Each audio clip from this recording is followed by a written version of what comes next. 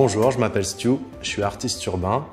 J'ai commencé le graffiti aux alentours des fin des années 90. Aujourd'hui, je vous présente un flacon en collaboration avec le fragrancier Alexandre J. Je m'appelle Pauline, je travaille pour la maison Alexandre J depuis plusieurs années.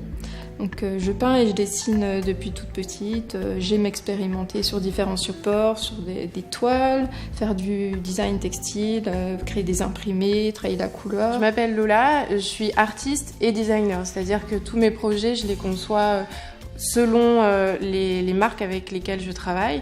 Donc ça peut être du motif appliqué aux vêtements, à l'ameublement. Ce qui m'a inspirée dans ce projet, c'est que j'aime beaucoup le Japon. J'y suis allée 2 fois et quand on a commencé ce projet, je revenais juste d'un voyage au Japon. J'ai créé un paysage, mais très graphique et épuré, où on retrouve des feuilles, des montagnes, des éléments qu'on peut retrouver un peu dans les estampes japonaises et dans le textile aussi. Ce qui m'a intéressée dans l'univers d'Alexandre J, c'était justement ce côté très ouvert, les inspirations multiples, à la fois peinture,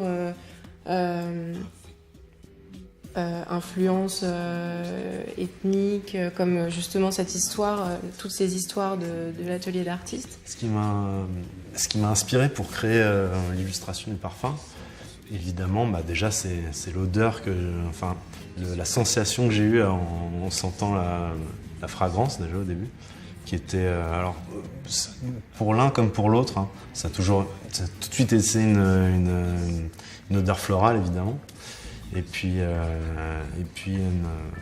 pour l'un plus que pour l'autre une sensation de liberté, alors que l'autre, je crois que c'est celui qui était plus féminin, c'était je sais pas, j'avais l'impression d'être dans un paysage assez apaisant.